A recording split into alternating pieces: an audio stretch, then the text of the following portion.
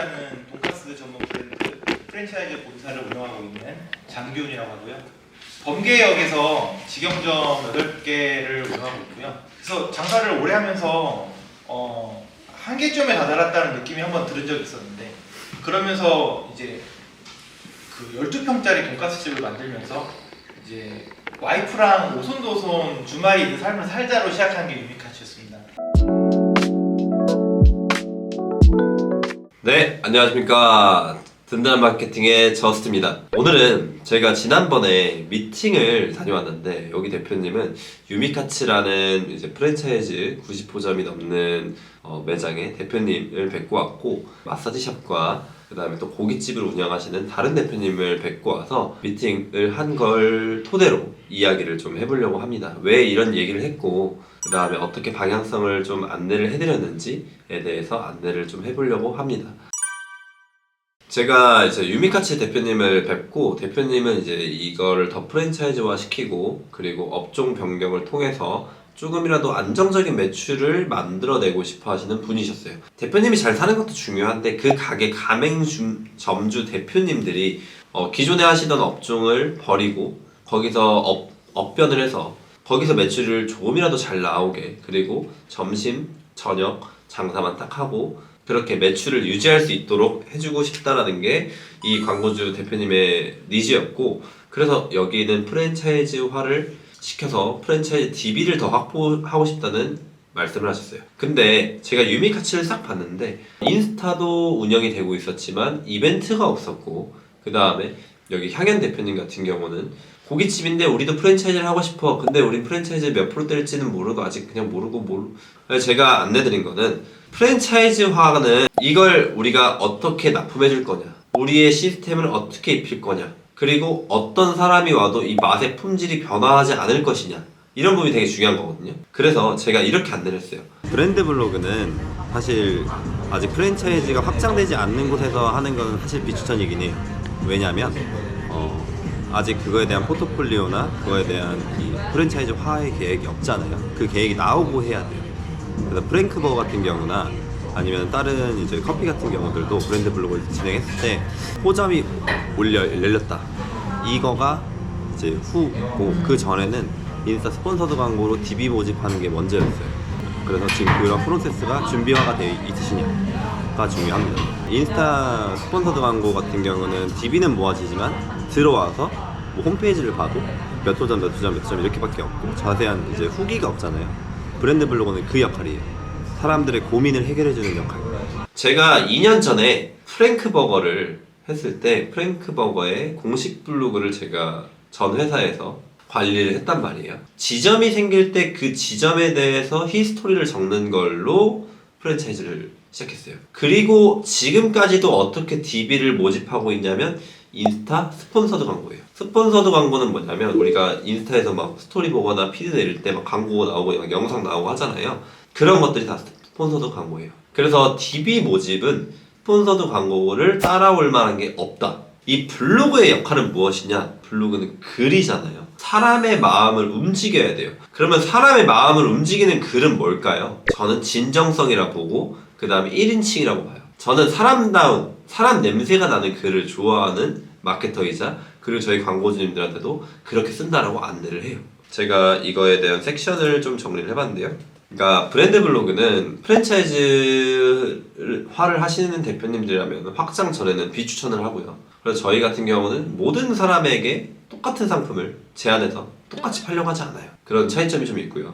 두 번째로는 인스타 스폰서드 광고로 DB 모집을 하는 게 최우선적이다. 프랜차이즈 창업이나 아니면 사람을 모으는, 아니면 상담을 해야 될 사람을 모으는 거는 무조건 스폰서드 광고가 유리하다. 텍스트보다 영상이 더 유리하다. 세 번째, 브랜드 블로그 같은 경우는 이제 고객의 고민이나 고객이 어떠한 질문을 하는 형태들이 있지 않습니까? 예를 들면 업변하는데 얼마 들어요? 아니면은 창업하는데 얼마 들어요? 그런 것들을 내 블로그에 잘 녹여내서 공지사항에다가 많이 듣는 질문이다 라고 해서 올려놓으시는 게 가장 베스트예요. 네 번째, 매장 규모나 그런 부분에 따라서 광고 예산이 다르다. 8테이블 있는 업체랑 50테이블, 100테이블 있는 업체랑 예산을 동일하게 써서 진행하진 않잖아요. 그래서 그 광고주님들이 하고 싶은 마케팅에 따라서 마케팅의 방향성은 정말 무궁무진하기 때문에 그 부분에 대해서는 채널 쪽으로 문의 주시면 자세한 안내 드리도록 하겠습니다. 제가 그래서 브랜드 블로그 프랜차이즈화를 하시려고 하시는 분들에게 이렇게 설명을 드렸습니다. 근데 이제 매장 규모에 따라서 플레이트 상위 노출을 유지하는 비용이 워낙 크다 보니까 규모에 따라서 그걸 못 하시는 광고주님도 계시잖아요. 유미카츠 같은 경우는 대부분 3번 2층에 있고 막 3층에 있고 이러다 보니 그런 데는 플레이트를 직접 광고하지 않으면 너무 비싸단 말이에요. 그런 경우에는 이제 그냥 예산을 뭐 한 달에 100만 원, 150만 정해서 다양하게 좀 하는 편이에요. 매장 규모와 광고 예산이에요. 한 달에 1인으로 해서 4천, 3천만 원 나오는 매장이라고 한다면 이렇게 아침이나 점심이나 저녁 장사를 풀로 돌렸을 때 우리 매출이 얼마나 나올까, 몇 테이블이 돌아갈까를 파악하셔서 플레이스 마케팅이나 광고 마케팅을 진행하셔야 돼요. 아무 업체나 플레이스 상위 노출을 하라고 제안드리지 않고요. 제가 항상 말하는 건데 저희한테 100만 원 썼으면 100만 원을 좀 뽑아드리고 싶은 그런 마음이 있어요. 지금 테이블은 몇 개나 있으세요? 지금 8개요. 1한 150에서 한 200.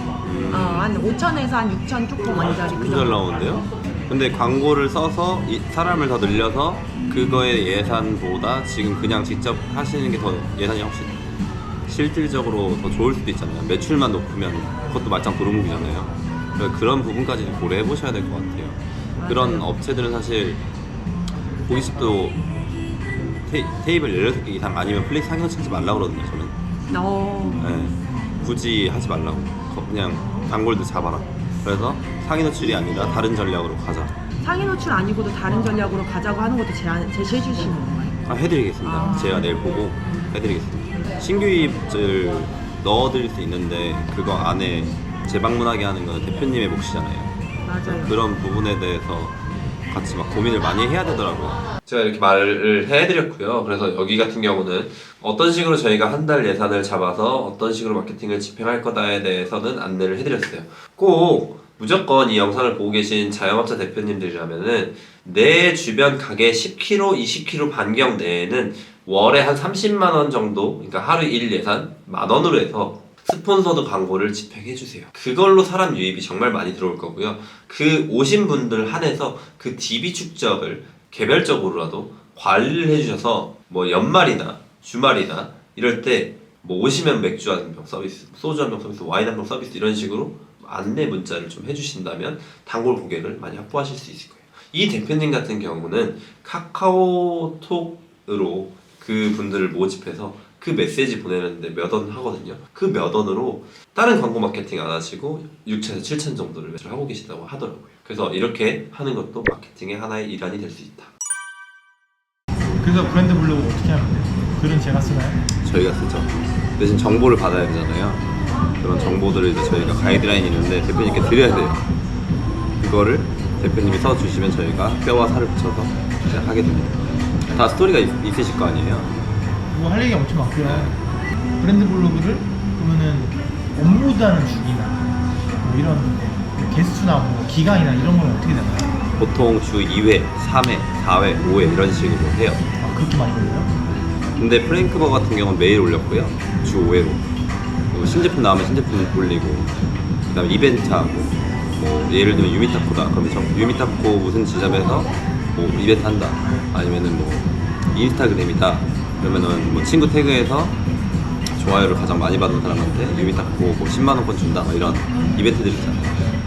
본사에서 할 수 있는 것들인데 그런 것들을 기획해서 해야죠. 그래서 브랜드 블로그를 어떻게 하나요? 근데 제가 보니까 이 대표님은 기존에도 한 2업체한테 이걸 맡기셨더라고요. 근데 제가 이 부분이 왜 부족하다고 느꼈냐면 블로그 등급을 준 채 2짜리를 쓰고 계시는 거예요. 근데 이 블로그는 제가 분명히 말했듯이 DB 유입을 하기 위해서는 스폰서드 광고를 돌려서 해야 된다고 했잖아요. 그러면 블로그에 어느 정도 정보가 쌓여지고 1호점, 2호점, 3호점, 4호점, 5호점 대표님들이 어떻게 하고 있는지에 대해서 정리가 되어 있었어야 되거든요. 근데 그런 정리 없이 그냥 매출 잘 나와요. 이런 글들을 써오니까 전 아무래도 그 니즈가 좀 떨어지지 않았을까라고 생각이 듭니다. 그래서 브랜드 블로그는 주 2회, 주 3회 뭐 이런 식으로 글을 작성하게 되고요. 원고는 1,500자에서 2,000자 정도를 작성하게 되고 사진 같은 경우는 대표님께서 주셔야 되고 만약에 그 사진을 주실 게 없다면 저희가 요청을 드리거나 아니면 기존에 있는 사진을 저희가 가공을 해서 사용한다거나 그런 방법으로 사용하고 있어요. 그 매장의 스토리는 그 대표님이 더 잘 아시잖아요. 브랜드 블로그는 직원을 쓴다라고 생각해 주셔도 되고 또는 전문가한테 글을 의뢰한다 이렇게 생각하셔도 됩니다. 저희 같은 경우는 블로그는 글 노출이 최우선이다. 실질적으로 여기 유미카치 대표님도 저희와 계약을 해주셨고 그 다음에 향연 대표님도 저희와 계약을 지금 준비 중에 있습니다. 사실 이 자리는 그냥 간단하게 이야기를 하러 가는 자리였는데 이렇게 계약을 하게 되어서 너무 감사한 마음을 이 자리를 빌어 이렇게 말씀을 드리고요. 더 좋은 상품 그리고 어떻게 해서든 DB 많이 만들어내서 저희의 성과를 올릴 수 있도록 해보겠습니다. 오늘 이렇게 영상 준비해봤는데요. 궁금하신 내용은 아래 댓글로 주시고 채널톡으로 문의 주신다면 플레이스든 브랜드 블로그든 블로그 상위 노출이든 카페 마케팅이든 저희가 다 잘 해서 전환 나오실 수 있도록 노력해보겠습니다. 그럼 여기까지 든든한 마케팅의 저스트였습니다. 감사합니다.